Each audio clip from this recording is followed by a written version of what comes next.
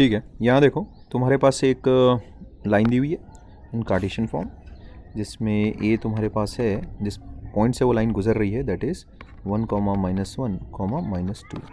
ठीक, इसके अलावा तुम्हारे पास प्लेन दिया हुआ है, प्लेन का नॉर्मल है अपने पास, नॉर्मल है 2, 1, -3।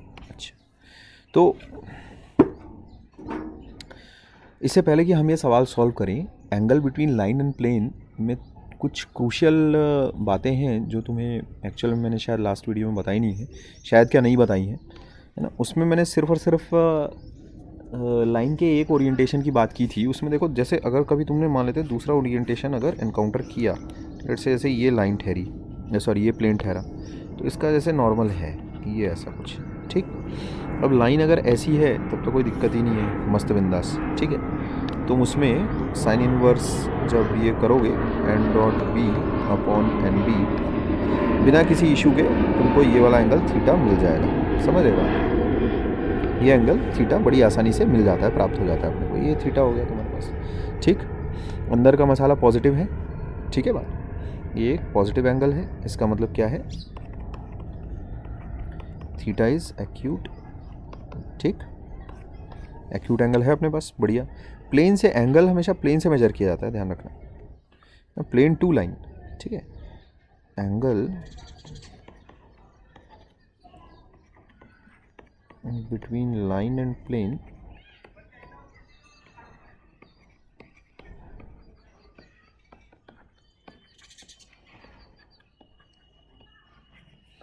is measured from plane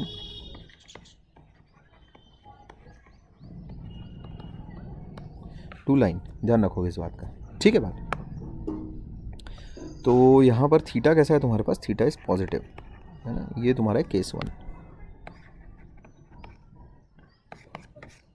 ठीक, थीटा इज पॉजिटिव। अच्छा, अभी देखो, अगर लेट्स से मैं केस 2 की बात करूं जहां पर थीटा तुम्हारे पास नेगेटिव रहेगा, तो वो वाला सिनेरियो को देखो कुछ ऐसा है। लेट्स से लाइन तुम्हारे पास ऐसी है, वही नॉर्मल का ओरिएंटेशन मैं वैसे ही रख रहा हूँ।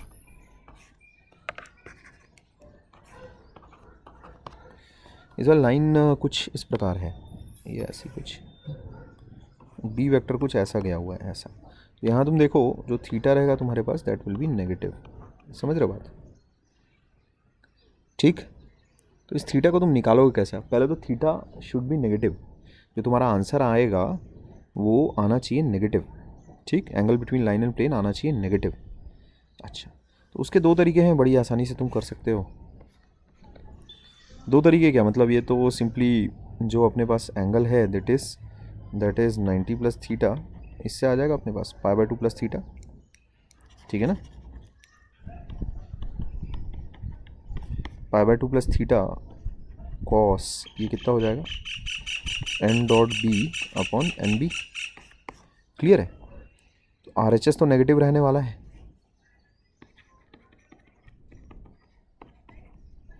ठीक, क्योंकि एन डॉट बी तो तुम्हें नेगेटिव ही मिलेगा ना, दोनों के बीच का एंगल तो ऑब्ट्यूस है। ठीक है बात। अच्छा, तो ये चीज़ बेसिकली नेगेटिव आने वाली है तुम्हारे पास। ठीक, खैर, तो बात कुछ नहीं है, माइनस साइन थीटा। अभी थीटा तो एक्यूट है, थीटा एक्यूट है, बट आंसर तुम्हारा जो आना चाहिए वो नेगेटिव में रिपोर्ट होना चाहिए। समझ रहे हो बात? तो अभी सिर्फ और सिर्फ मैं मैग्नीट्यूड निकालूंगा थीटा का। ठीक है, माइनस साइन थीटा बराबर तुम्हारे पास आ रहा है N dot B upon N B. ठीक, तो थीटा आ जाएगा मेरे पास sine inverse N B upon N B. अच्छा, ठीक है बात। Now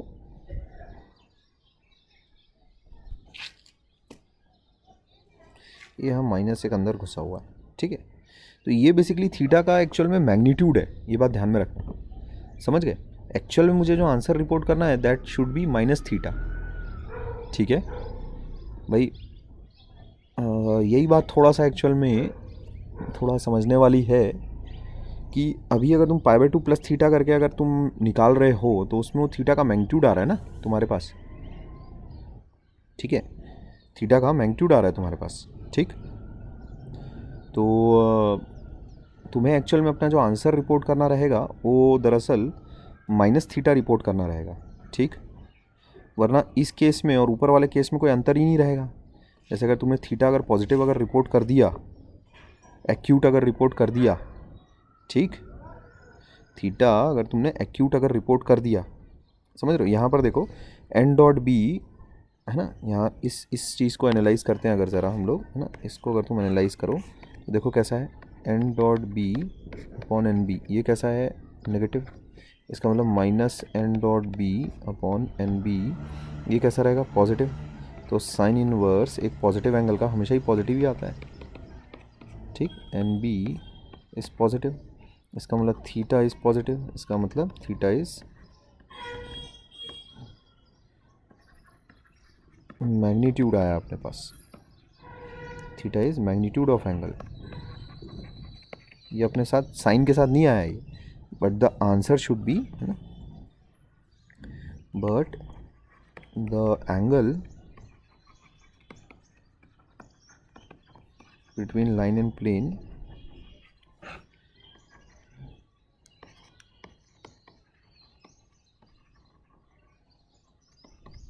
must be minus theta, ठीक। अगर उसने पूछा कि एक्यूट एंगल बताओ आप, तो इसका मतलब सिंपली वो तुमसे पूछ रहा है कि भाई आप मैग्नीट्यूड बताइए, ठीक है क्या। तो इसमें दो केसेस हो सकते हैं ना, इफ सिंपली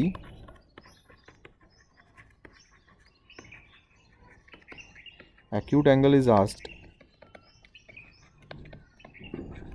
तो तुम क्या कहोगे, बस ये तुम्हारा आंसर रहेगा।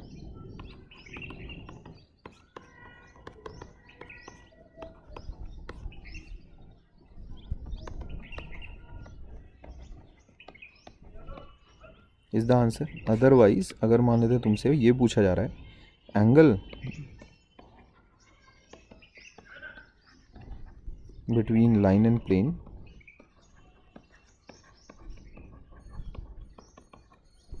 इज आस्क्ड, तब तुम्हें साइन इनवर्स ये दिखाना चाहिए। फिर कैसे आया ये, minus of sine inverse minus n dot B upon N b, समझे, वो इसके बराबर हो जाएगा। क्लियर है। तो ये सब पचड़े तो अब किसी को याद रहेंगे नहीं। जैसे अभी 2 दिन के बाद अगर ये पचड़े मैं भूल गया तब क्या, ठीक है, तब क्या। तो ये सब की समरी ये है, तुम सिंपली एक फॉर्मूला याद रखो, sine inverse N dot B upon N b, बस खत्म कर लास्ट, ठीक है। अतः अगर वो एंगल पॉजिटिव आ रहा है समझ जाइए कौन सा ओरिएंटेशन होगा, ठीक है। अभी तक के जो कुछ हम लोगों ने देखा सीखा उसकी अगर मैं तुम्हें समरी बताऊं, ठीक है, तो उसमें याद कैसे रखना इन चीज़ों को। ये दोनों जो कंबाइंड है, इसका जो कंबाइंड रिजल्ट है, ठीक है, इसका जो कंबाइंड रिजल्ट है बहुत ही छोटी सी बात है, कोई ऐसा बड़ा हाई फंटूस कुछ नहीं। इसका जो कंबाइंड रिजल्ट है वो क्या रखोगे तुम, sine inverse N dot B upon N B is the angle between the planes, between the plane and line, ठीक। अगर मान लेते हैं N dot B upon N B negative आ रहा है तो ऑटोमेटिक वो sine inverse N dot B upon N B वो नेगेटिव हो जाएगा ऑटोमेटिक। तो वो ऑटोमेटिक तुम्हें वो केस 2 वाला जो ओरिएंटेशन है वो दे देगा। अगर पॉजिटिव आ रहा है तब तो कोई बात ही नहीं है, फिर तो मस्त है, बिंदास, ठीक है। तो उसमें तुम बेझिझक कैसा इस फॉर्मूले का इस्तेमाल करो बढ़िया से, ये संभाल लेगा। नेगेटिव और पॉजिटिव जब आता है ये, तो उसमें आंसर का इंटरप्रिटेशन तुमको पता होना चाहिए कि नेगेटिव और पॉजिटिव क्यों आ रही है, ठीक है ना, क्यों आ रहा है नेगेटिव पॉजिटिव, उस चीज़ का इंटरप्रिटेशन एक्चुअल में तुम्हें पता होना चाहिए, ठीक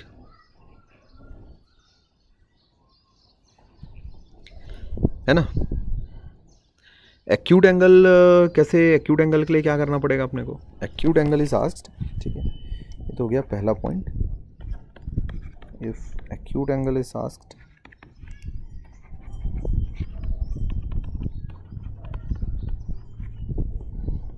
then sin inverse ये मॉडुलस कर लो यार सीधा।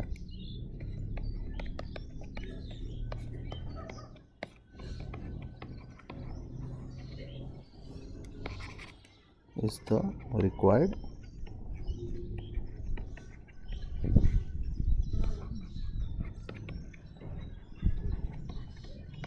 ठीक है, ऐसा ये बात है। क्लियर है चीज़?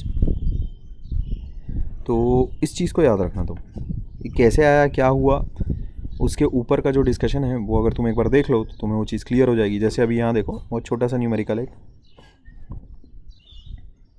इसमें अपने पास पॉइंट है, डायरेक्शन भी है, ठीक है, लाइन की अपने पास डायरेक्शन भी है। ए प्लस लैम्डा बी के फॉर्मेट में ना 3 2 4 इज द डायरेक्शन, ठीक, और नॉर्मल भी है 2 1 -3, ठीक है बात।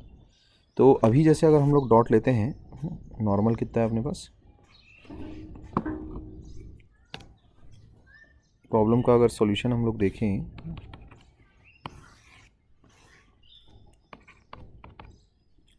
नॉर्मल था 3 1 4,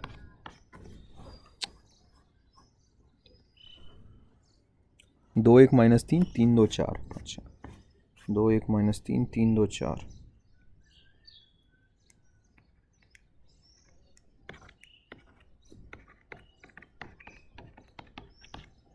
ठीक, ऐसा कुछ है अपने पास।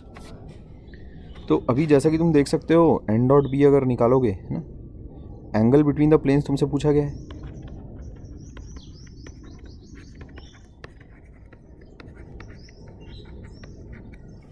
तो कितना हो जाएगा साइन इनवर्स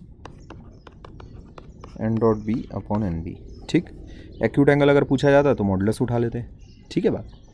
तो बस वो कैलकुलेट कर दो, आंसर आ जाएगा तुम्हारे पास, बस हो गया ये, ठीक है। कितना 3 2 6 6 8 8 -12 -4 अपॉन अंडर रूट 4 9 13 14, ठीक है, अंडर रूट 9 4 13 16 13 और 16 29, ठीक है ऐसे। ये दिस इज़ योर आंसर, बस सवाल में कुछ नहीं है। इनफैक्ट जो सॉल्यूशन छाप भी रहा होगा ना किताब वाले में, जैसे प्रिंट किया होगा तो उसको खुद नहीं पता है कि वो क्या कर रही है।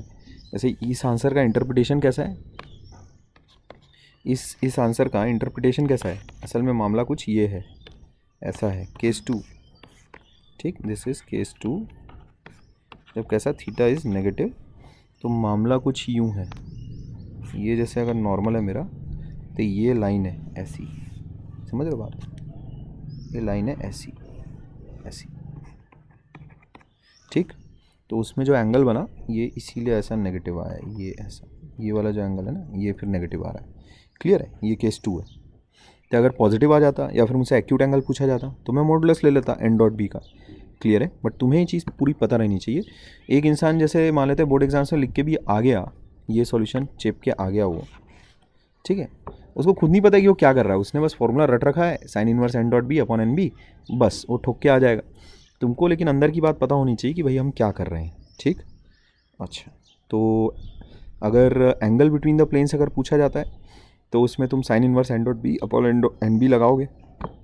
एक्यूट एंगल लेकिन अगर पूछा जाता है तो उसमें जाहिर सी बात है नेगेटिव एंगल तो रिपोर्ट नहीं करोगे ना, तो उसमें मॉड ले लेना, एन डॉट बी वाली जो चीज़ है उसका मॉडुलस ले लेना, ठीक है। लिखने का तरीका कैसे रखेंगे, उसमें गिवन लिखना है, गिवन प्लेन लाइन, उसमें जो वेक्टर्स हम लोग इस्तेमाल कर रहे हैं एन बी, उनका डिस्क्रिप्शन कि भाई एन क्या है बी क्या है ना, जैसा कि लास्ट वाले वीडियो में तुम लोगों ने किया है ऑलरेडी काम। इसका गिवन वगैरह कैसे लिखोगे, है ना, गिवन लाइन, है ना भाई, ऐसे लिखेंगे ना अपन, ये सारी चीज़ें करेंगे गिवन वगैरह के लिए। ये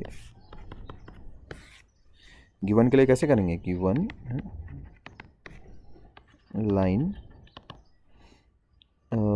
I think x minus x1 upon, उसको ऐसा ले लो b1,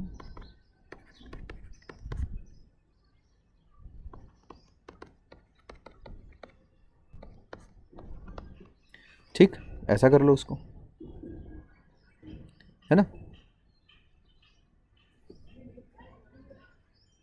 D R of line वो सब कर लेना अपने आप, डी आर ऑफ लाइन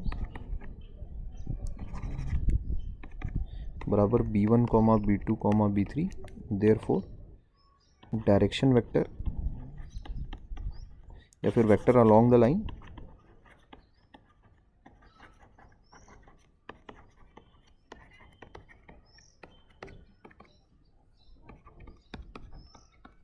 ये पूरा आई कैप जे कैप के साथ आएगा, ठीक है।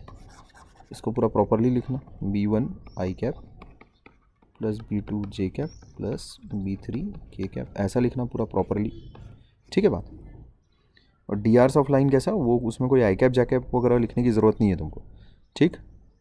अच्छा, पॉइंट की तो ज़रूरत ही नहीं पड़ेगी अपने को कभी, x1 y1 z1 की, ठीक है। ऑल्सो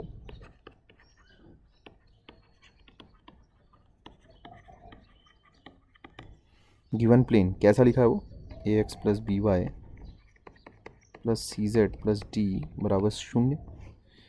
तो नॉर्मल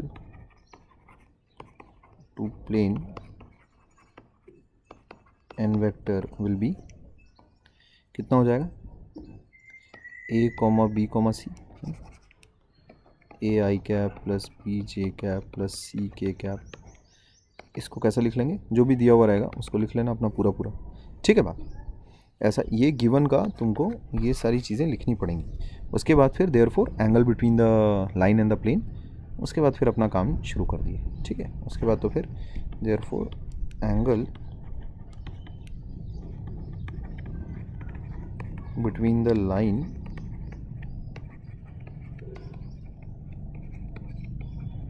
एंड द प्लेन कितना हो जाएगा वो, sine inverse N dot B upon N B, ठीक है। इस प्रकार से तुम काम कर सकते हो, क्लियर है चीज़। अच्छा, क्योंकि तुमने एन को भी लिख लिया है, बी को भी लिख लिया है ना, एन बी तो अपने को पता ही है कि उन वेक्टर्स का मैग्नीट्यूड है। तो ये सारी चीज़ें अगर तुमने लिखकर डिस्क्राइब कर दी है, उसके बाद फिर तुम्हें पूरे नंबर लेने से कोई नहीं रोक सकता, ठीक है।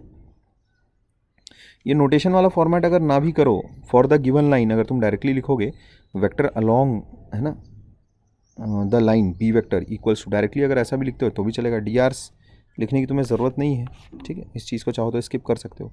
फिर जो गिवन प्लेन है उसमें उस प्लेन को लिखना, A X plus B Y plus C Z, ये सब मत लिखना, समझे।